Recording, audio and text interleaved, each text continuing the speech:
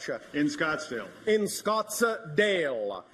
And we were dialoguing with him about Space Center down. And Darrell was saying at that time that he thought it should be someplace else. We're feeling that to be in Sedona. It's a very sacred land in Sedona. With a lot of, with some large crystals that are available to go on the Space Center. Is that representative of your passion? Yes, it is. What's stopping you? What is stopping it? Yes, that was the question. What is stopping it? If that is representative of your passion to create that kind of a center in the area called Sedona, is there anything that is stopping you from taking action in that direction? The answer to do it. Repeat. Finance. Yes. So there is that abundance question again. Yes. What is your definition of abundance? Is it only that finance represents abundance? Our definition of abundance is the ability to do what you need to do when you need to do it. Period. Therefore, are you willing to allow abundance to come to you in other forms? Are you willing to open up your definition of abundance? Yes. Do you believe that you can actually do it? I do, yes. All right. Then there's nothing stopping you from attracting what you need. And if what you need will be money, it will be attracted to you. And if what you need is something else, that will be attracted to you. Do you believe that? Yes. Are you sure? Yes, I am. All right. Then there's nothing stopping you, yes? All you need to do is take whatever actions you are already capable of taking on anything at any given moment that excites you the most. Whether it appears connected to your specific dream or not is not the issue, correct? Correct. Excitement is the key. Excitement is the thread that's connected to all other excitement. So it doesn't have to come in a form that looks like it's connected to the specific thing you may be excited about at that moment. But if you've taken the actions you can take, and you've taken it as far as you know how to go, and something else comes along that contains more excitement at that moment than anything else, take action on it. Because it's not how it looks that tells you it's connected to the other thing that excites you. It's the fact that it's the most exciting thing at that moment that you have the ability to take action on that tells you it's connected. So act on it and let it lead you through synchronicity to the ideas that will also aid and assist you for all the other things that excite you as well. Does that make sense?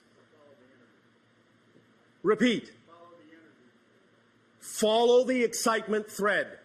All you all have to do at any given moment is look at all the options available to you and choose the one that's the most exciting out of all of those options. It may seem to have nothing at all to do with what excited you a moment ago, but if you can take that no further, what else are you going to do but act on something else you're capable of acting on that contains the highest excitement out of all the choices available to you at that moment?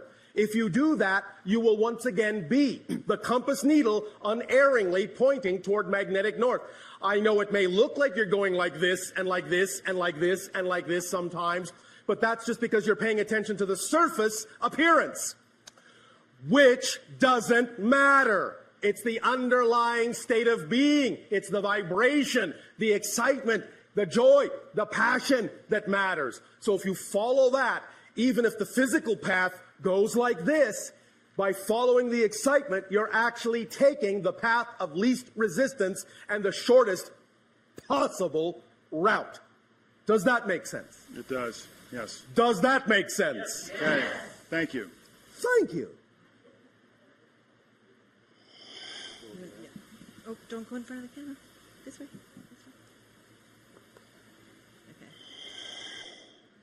Okay. Good day, Bashar. How's it going? And to you, good day. It is going very well, thank you. How is it going with you? It's going great. Oh, all right. Yeah. I just really want to know what your thoughts are on binaural beats and technology, involved with audio for meditation. Yes, sir. And what are your thoughts on that for the future? Our understanding is always what is created between the two. The idea of the third reality created between two other things that you may be perceiving on one level. Always look for the third reality that is created by the two. That's where the true power, the true balance, the true effect lies in the other two. Does that make sense? Kinda. kind of. I don't know if I really. Is there follow. some other specific way you wish to discuss this concept? No, I'm really not sure if that's a good way of going about it. If to what is a good way? Meditating with binaural beats. If it's better to just do it without any audio and just try to. You are tap. talking about permission slips again. Right. Remember, permission slips is simply the idea of any tool, any technique, any ritual you deem works best for you because you're attracted to it for the reason that it is specifically aligned with your internal belief systems, and that's why you're attracted to it, in order to give yourself permission to be more of who you are. So it doesn't matter what the technique, tool, or ritual is, as long as you feel, you believe it's the one that attracts you the most and feels like it's the one that works best for you. That's your permission slip. Right. Does that make sense? Totally. So approach it however you wish. If you're always choosing the one that you feel at that moment is the most attractive, it will be the correct one for you to do at that moment. Make sense? Yes. Does that help? A lot. Thank you. Thank you.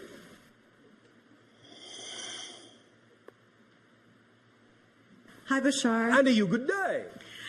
We have a question here from Amira and Michael, Oh, all right. and it has to do with your ship being over Sedona. Yes.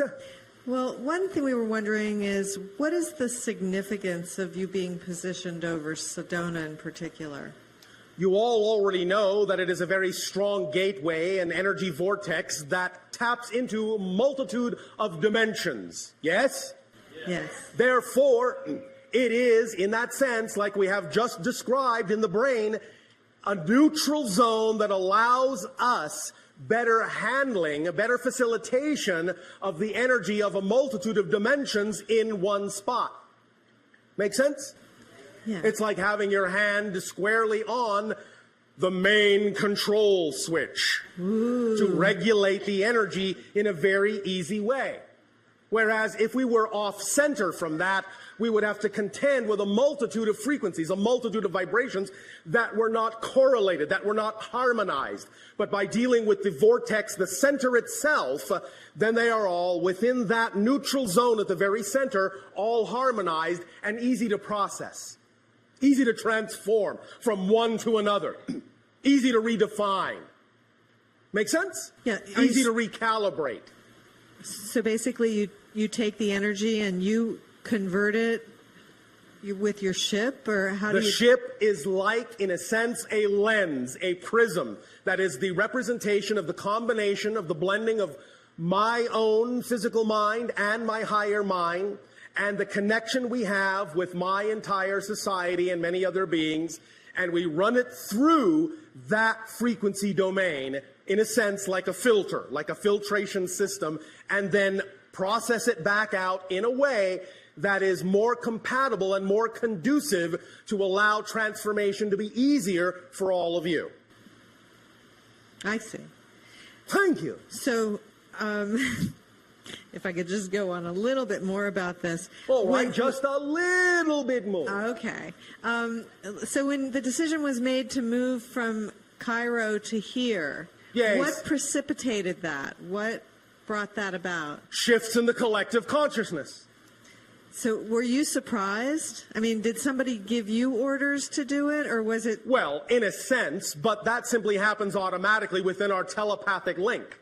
It's not like there is a sergeant major that comes along and says, "Soldier, move here. Here are your marching orders."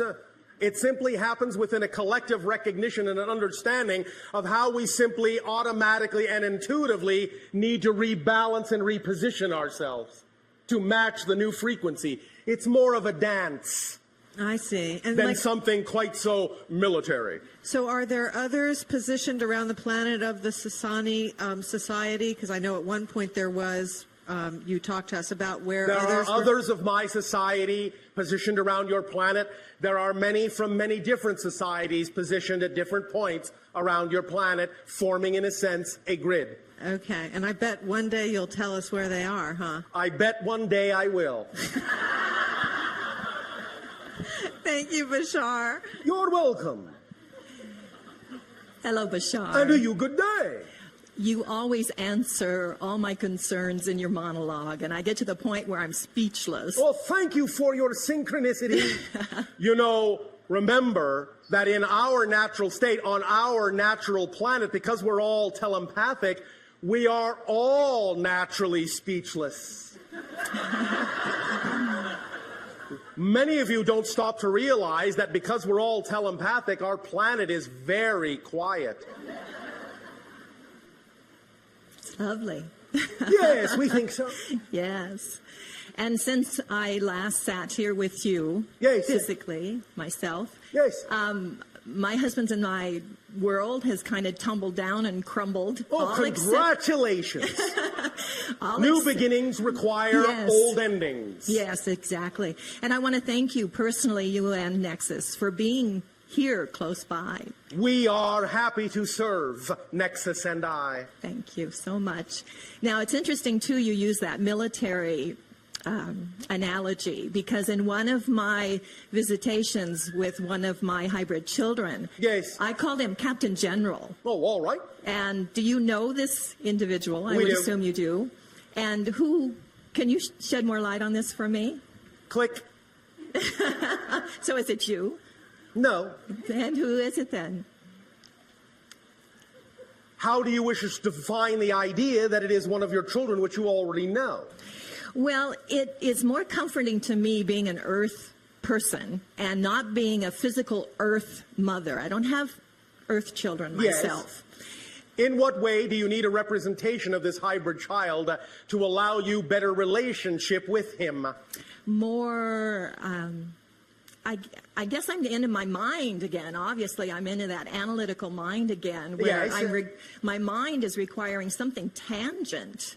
You Because mean tangible? tangible, yes, thank you. You already have something tangent, Which is what, me? which is missing the point. Yes, I did, totally. The tangent between them and me. So, you want something more tangible. Please. All right. Where are you going to be on Mother's Day? On Mother's Day next year, Yes. Well, if you want to say Mother's Day 5 years from now, that's all right too. But yes, Mother's Day next year will do.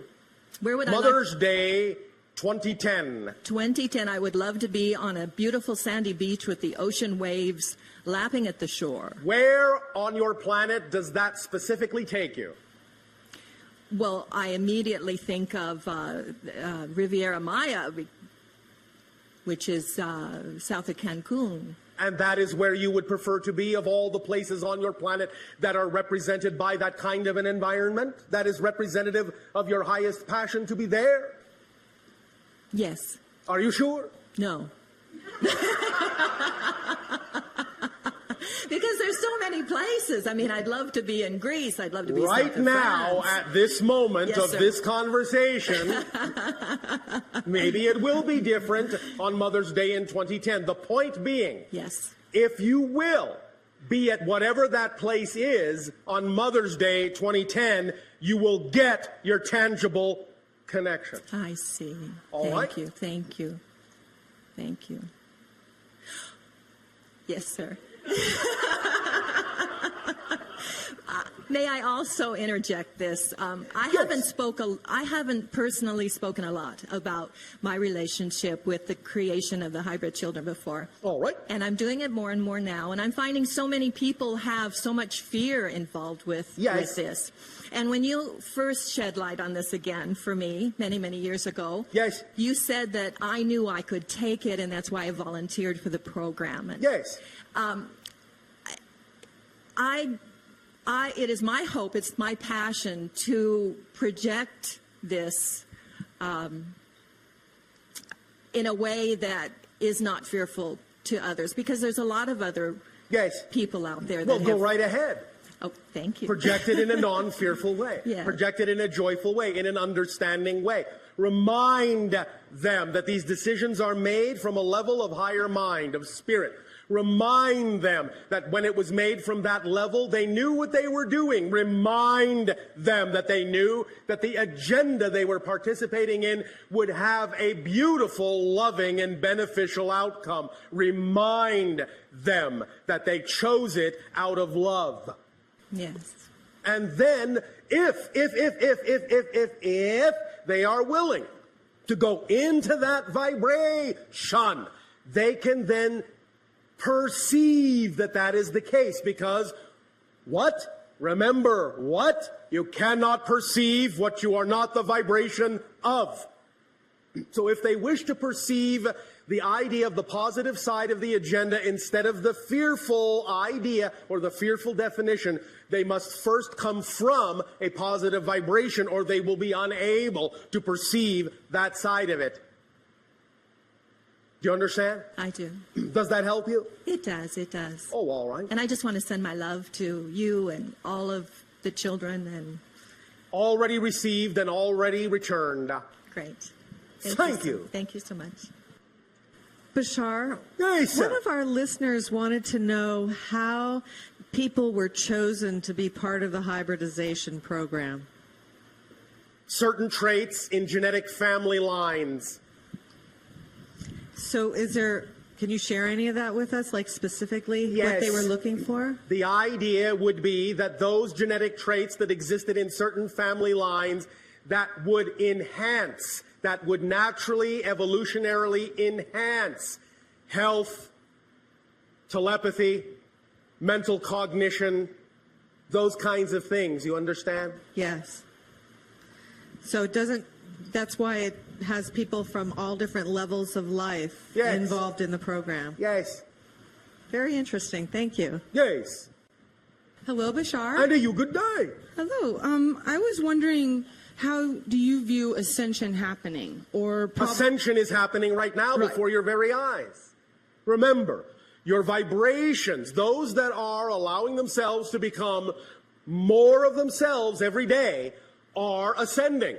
It doesn't necessarily mean it will happen in the blink of an eye. Ascension doesn't necessarily mean one day to the next, one moment to the next, although in a sense it does, and I will explain that in a moment. But you are all ascending if you are becoming more holistic on a regular basis. If you are, in that sense, pursuing and allowing yourself to become more aware of your true spiritual nature and blending, integrating, harmonizing those aspects of yourself within your total being. You are ascending. It's simply raising your frequency. Remember, you are much more ascended today than your species was hundreds of years ago. And if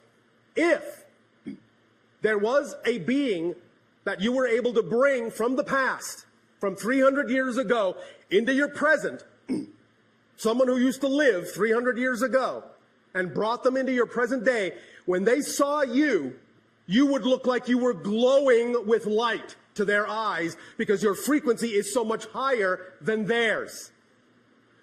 It's just that you're all used to it, so you don't see it. It's a natural frequency for you now, so you don't know how much more ascended you are now than you used to be energetically. You will continue to raise that vibration. When you get to a certain level of ascension, a certain frequency level, you will be able to perceive more refined energies as well and begin to see things more as energy as well.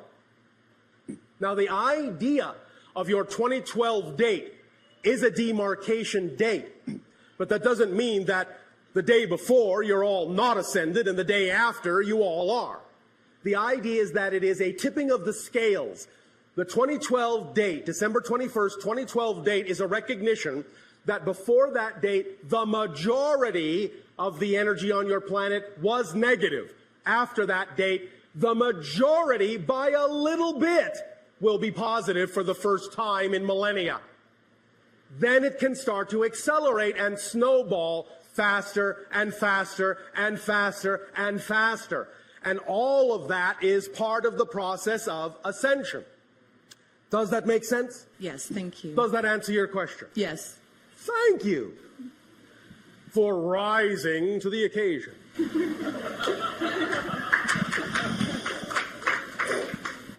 Hello, Bashar. And you good day. Thank you so much for being our teacher. We're deeply grateful for these I am transmissions. also your student. My question has to do with the children of the planet at this time, the Yes. crystal generation, if you will. Yes, What's we this- have labeled the idea of the beings being born on your planet within the last couple of decades as not so much a new generation, but literally a new species. Yes. And my question is, what specifically should we be doing to prepare these children for the transformation? Do you mean what can you allow these children to do for you to prepare the adults? That's exactly what I mean. How can we prepare each other Thank you. to ride the crest, so to speak? Thank you. The one crucial way is to allow each other in any relationship to become more of who you each are by fostering and supporting the furthering of whatever your passions are. Supporting your passions in each other, helping guide each other to express those passions in whatever ways are important to each of you is the most important thing you can do. Not pushing anyone into a rigid box, into a rigid framework, into a rigid pattern, into a rigid process, but expanding the idea that there may be a multitude of ways to do a thing and allowing the passion of each that is unique to be a new way to arrive at the doing of a thing so that everyone will be enriched by seeing and experiencing that unique way of doing that thing. Does that make sense? Yes. That is the primary way from our perspective that you can aid and assist each other best in the acceleration of what is going on your planet now with respect to teaching and learning. Does that make sense? Yes. The more experiential it is, the more it will stick. The more story-like it is, the more it will stick as information. Why do you think stories are so powerful? Why do you think you all remember stories so easily? Story structure is an archetypal structure of consciousness. And if you learn and if you teach based on story structure, it will always remain with you. And that will allow you to have an experience, and you will learn from experience. You will learn by being a part of a story, by taking on character, by exploring and going through the story structure. You will learn, you will be, you will do, and you will help each other very strongly. Does that make sense? Yes. Thank you very much. Thank you.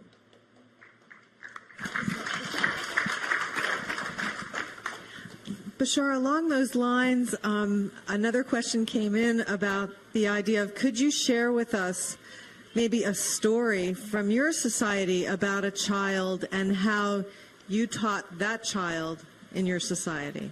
Thank you. We will. Because of the nature of what we do in terms of interacting with societies such as yours, to begin the process of contact between our respective societies, most of the children that I interact with are those that are also interested in doing similar things. So we will talk about one of them. Okay. One moment. We will, for the convenience of you humans, refer to this child as Joe. Safine. Joe Safine. Joe Safine, in your terms, is 11.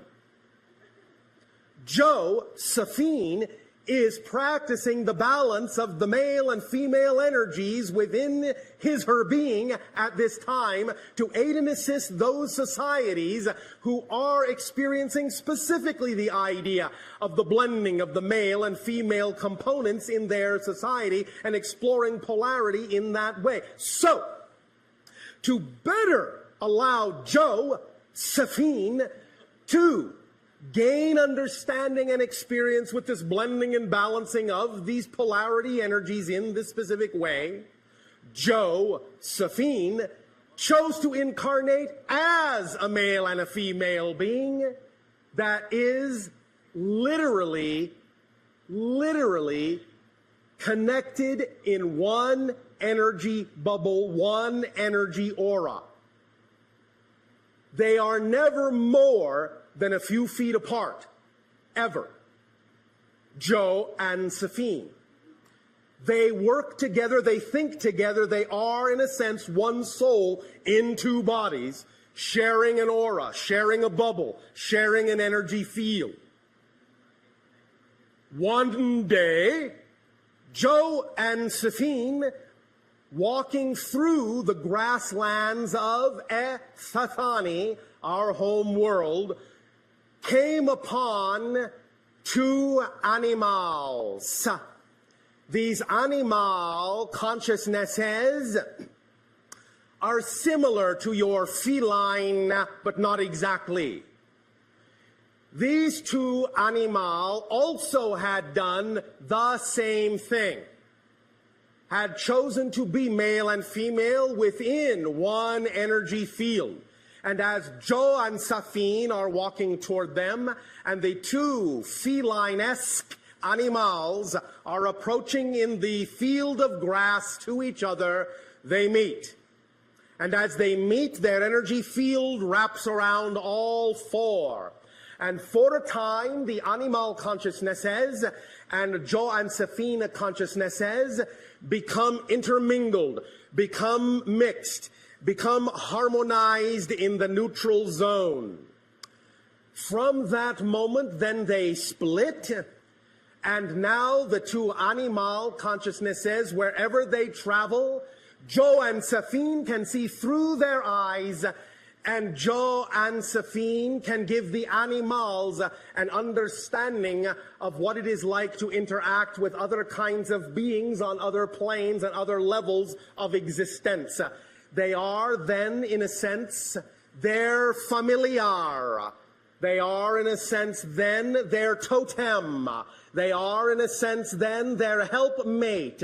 They are, in a sense, then their co-guides on Eththani forever and ever in the life as it shall be unfolded unto them. That is the story right now of Joe and Safine. There will be more later. Joe and Safine say, hi, hi. Oh, all right. They also say, hi, hi. Well, we say hi, hi to them, too. All right. What about saying hi, hi as well? Hi, hi.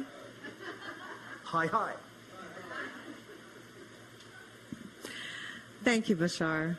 Thank you That was lovely. for allowing us to share a portion of our experience of life.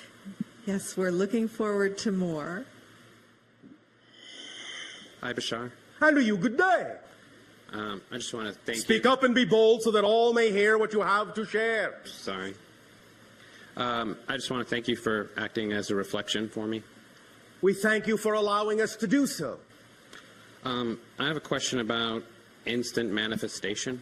Instant manifestation, yes. I know that everything instantly manifested and all through the time delay. Yes. Time delay, remember, time delay is just an illusion. Right. There actually is no such thing as a time delay. Okay. There is always instant manifestation, every moment. It's just that what you instantly manifest in the next moment may not appear to look very different than what you were manifesting the moment before. But it is completely different. The way you would then recognize that you're always instantly manifesting is to create the next instant manifestation to look very different from the one before it. That's how you'll tell you're instantly manifesting. That's how instant manifestation would be revealed, but you're already instantly manifesting, but most of you are doing it in such a way that you're creating a sense of flow and continuity in such a slow change appearance that it appears as if there's a time delay when no such thing exists. Does that make sense? Yeah. All right. So where do you wish to go with this idea from here? I want to... Speak up, speak up. Sorry. I wanted to create a device or a thing that allows instant manifestation. But you are the device or thing that creates instant manifestation. I know that, but... You want to create a reflection, a simulacrum Yeah. of that. It would be an equivalent of the controls of the holodeck. You may do that if you wish. What is the first thing your imagination tells you as what would be the best way to approach creating such a simulacrum? It tells me to start getting rid of my belief systems. No, not getting rid of them, transforming them. Bypassing them, yeah. From what to what? Can you pick a specific belief you have now that is not allowing you to do this and tell us what you would like to transform it into that would allow you to do it? It would be the simple belief that, we walk around the world and, we interact and we touch a wall and it's there, that kind of belief, whatever that is. All right. And what kind of a belief can you actually replace it with that would allow you more flexibility and malleability in the illusion of space-time? Well, I was thinking about beliefs as maybe like a virus. Could I program a belief to be a virus and take out the beliefs in the way? All right. You can do that. Okay. The zone, neutral zone that you were talking about, Yes. I assume that's a method to get that done? It is one permission slip that takes advantage of certain strong underlying archetypal common energies for you all. So yes, it might work for you as well. If you wish to apply any specific twist to it in your imagination, feel free to do so because your imagination knows what it's doing when it does that. Do you have a practical method you could suggest to me? Was that not a practical method? Yeah, it was. Maybe So what other practical method are you referring to? more in alignment with my excitement. Allow yourself to sit in an empty room, and besides the room, have one other object of your choosing in that room. I would suggest that the object be of a homogeneous material. You understand? Not many mixed materials. Okay. One homogeneous thing.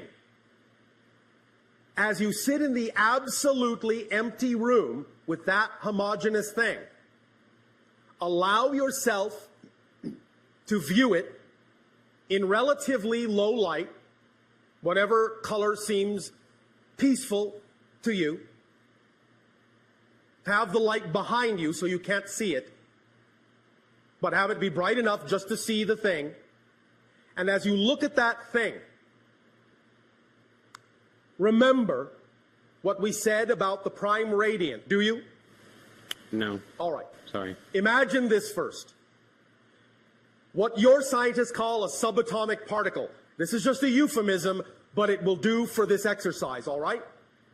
A subatomic particle. Can you imagine that? Sort of. Sort of. All right, doesn't matter. It's not a precise thing because, as I said, it's only a euphemism. It's only a symbol. Whichever way you choose to depict it will work, all right? Okay. All right, so do you have the picture of that subatomic particle? Yeah. All right, now, imagine that this subatomic particle has no restrictions, no limitations. It can actually move at infinite speed if it wants to. Can you imagine that? Yeah. If something can move at infinite speed, that means it can be everywhere at once, correct? Right. Yes? Yes. That means it could appear to be more than one particle, couldn't it? Yes. All right. But you know it's the same particle, yes? Yes. All right. That is actually how reality is structured. All of the subatomic particles in you are the same subatomic particle, and they're the same subatomic particle in every single person in the room, and on the planet, and in the universe. The same one particle. Not the same one kind. The literally same one particle makes up everything by being so infinitely fast that it can actually appear to be another particle and another particle and another particle next to itself at the same time.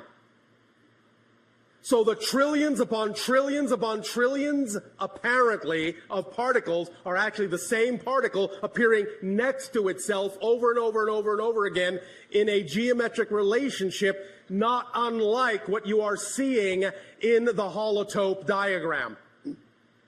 Traces that path on a multitude of dimensions beyond what's represented here, but nevertheless, that's a good slice or shadow of the idea of a higher dimensional form that represents the geometric path that particle is tracing at infinite speed. And every time it crosses itself, every time it crosses its path, it creates the idea of another particle.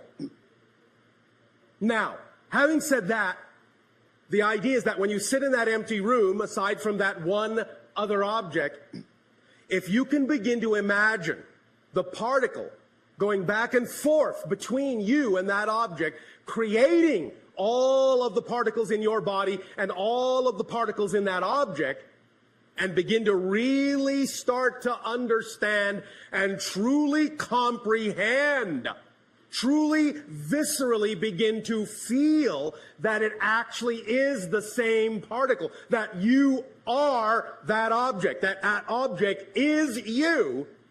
As soon as there becomes no difference between you and that object, you will achieve the state you are looking for, because you will become equal to any other thing you call an object, and there will be no concept of blockage between you. You can become, you can pass through, up, down, it doesn't matter. You can, in that sense, become immaterial to each other because you recognize you are one and the same thing at that moment, and you can trade places in any way, shape, or form you wish. How's that as an exercise? That could work. Yes, it could. So play with that and see what happens, all right? Yeah, I was wondering, is it possible to, instead of do it that way, is it possible to contact a higher consciousness? Yes, of course.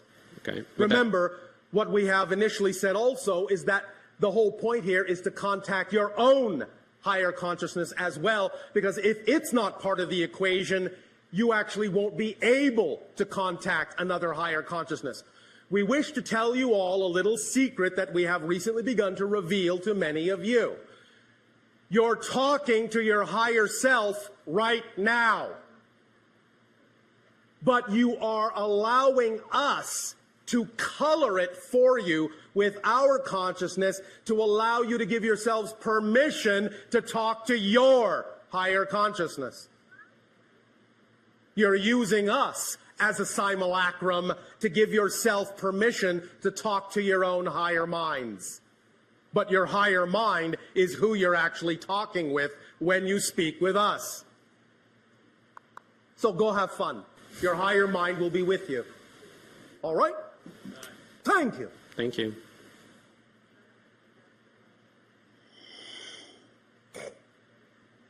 Good afternoon, everyone. Andrew, you good day. Thank you. We have this kind of idea in our civilization. It's about utopia. It's when everything is perfect and we were trying to build it. And how it's like your civilization doesn't look like... Our civilization operates on what you would call perfect synchronicity. Everyone is where they need to be, when they need to be there, interacting with perfectly who they need to interact with at exactly the right place and the right time. No one tries to do anything. Everything just happens automatically, like an automatic choreography. We are all in perfect harmony, all in perfect joy, because the only thing that excites us is to do what excites us.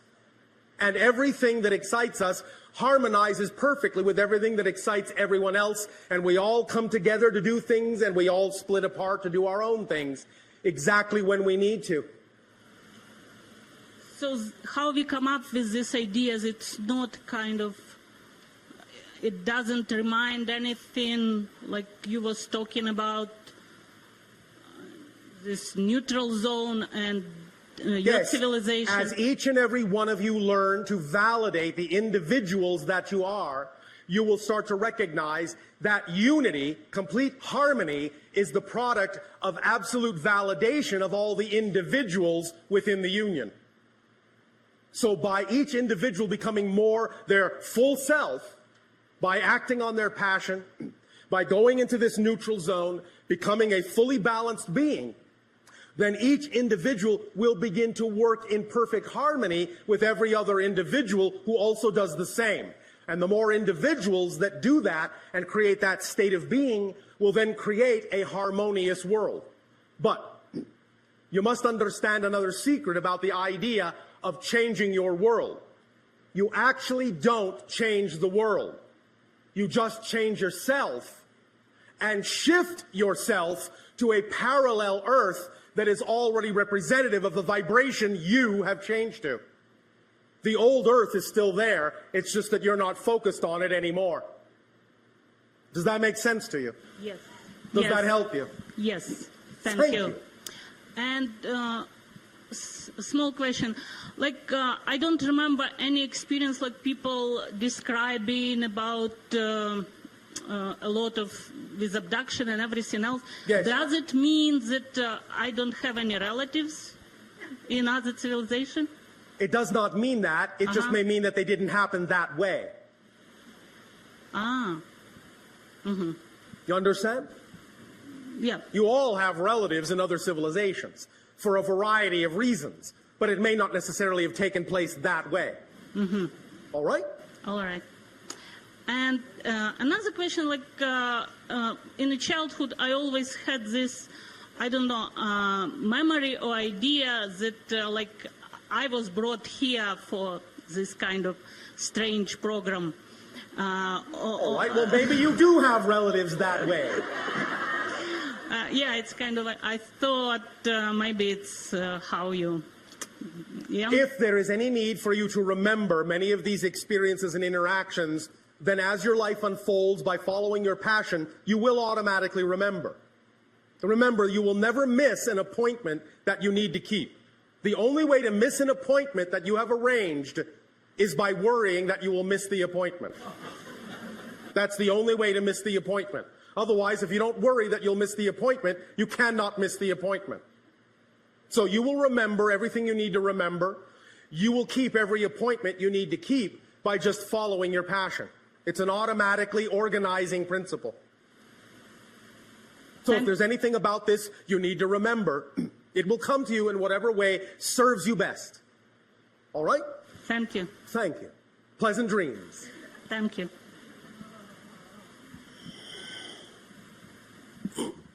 Greetings, Bashar. And to you, good day.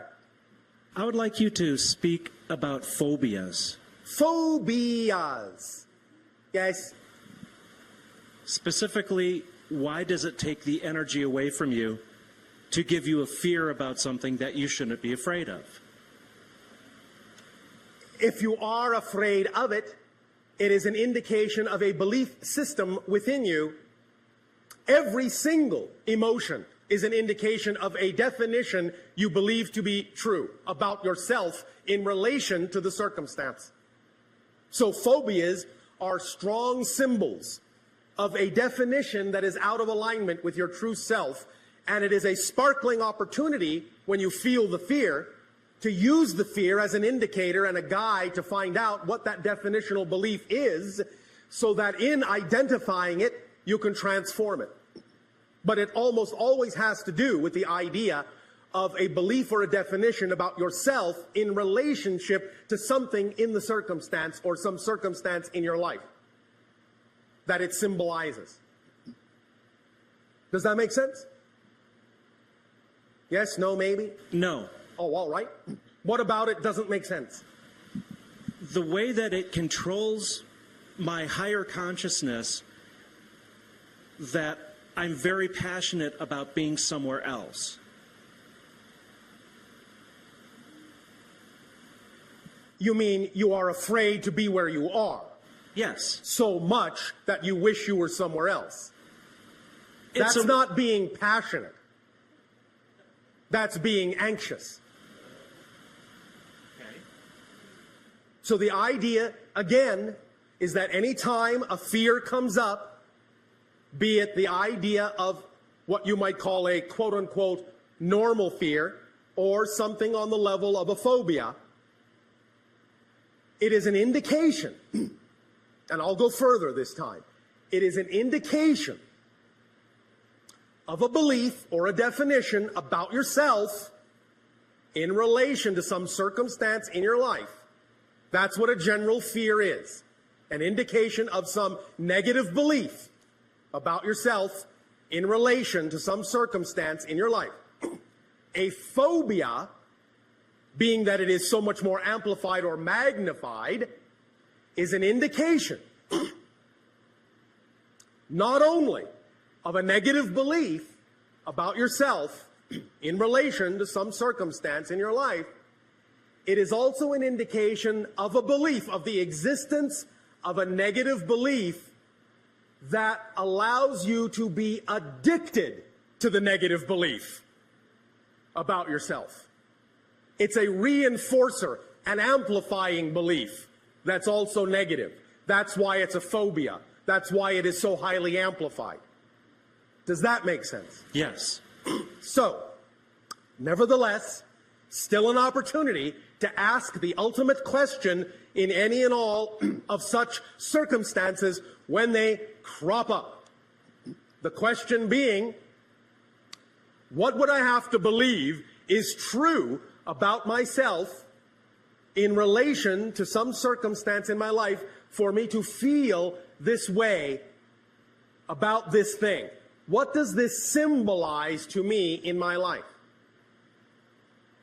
When you start asking those kinds of questions in a meditative, quiet state, once you have neutralized the idea, you will start getting answers about what belief system the phobia represents. So the first step is when you feel the fear, all right, be somewhere else, back away, neutralize it, don't put meaning into it, remove the negative meaning. It's just a situation. It's a neutral prop. It's nothing. It means nothing at all. Now then ask the question, what would I have to believe is true in order to have this fear, to have this feeling about some circumstance in my life that this thing represents? When you do that from a neutrally balanced place of meditation and you're quiet and listen for an answer, you will start to hear your higher mind answer you about what the negative belief actually is. You'll start to get a feeling. You'll start to get a picture. You'll start to hear something, or you'll just get a knowingness. Something will just pop into your head, or you'll feel inspired about something. You will get some information. But that's the question. What do I have to believe is true about myself in order to feel the way I do? That's the fundamental question. Make sense? Yes. Does that help you? Yes. Anything Thank else? You. No. Thank you. Thank you. Thank you. I'd also like to talk to the teleconference attendees for just a moment and let them know that if we do have a dropout of our signal, to stay online because we will reconnect you. So thank you all for joining us. Would you like to ask a question? Okay, go ahead and sit here. Hi, Bashar. I know you. Good day. It's wonderful to be with you again still. It is always a joy for us to interact with each and every one of you. Thanks. I was hoping that you could answer to identify for us what the chemtrails are that have been happening around the planet and whether this... We will not talk about chemtrails. Okay. That data is no longer available from this terminal. Okay. Otherwise, can you tell us anything of the the man-made genetically manipulated virus, the H1N1 swine flu that apparently is man-made? That data is no longer available from this terminal. And then otherwise... Are you noticing a pattern? Yes. And, well, third one, and I hope it's not the same response, but the question of the apparently impending compulsory vaccination that is planned for everyone to have. That data is no longer available through this terminal. Okay. Do you know why? No. These are all negatively oriented, fear-inducing based belief systems. Okay.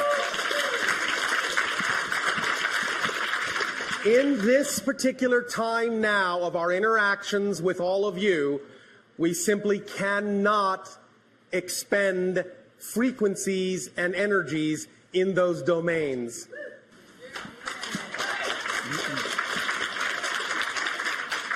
So in doing so for us, then they will not exist. Remember, in the reality of the vibration that you prefer to choose, such things simply would not exist. Therefore, it is pointless to discuss things which are not a part of a reality you say you don't prefer. Great. Well, thank you. Do you understand? Yep, I do. That's wonderful. We know that to many of you this may seem simplistic, but it is actually quite powerfully profound if you really take the full meaning of this to heart. So thank you for allowing us to reflect the idea of the preferred vibration of the new reality back to you.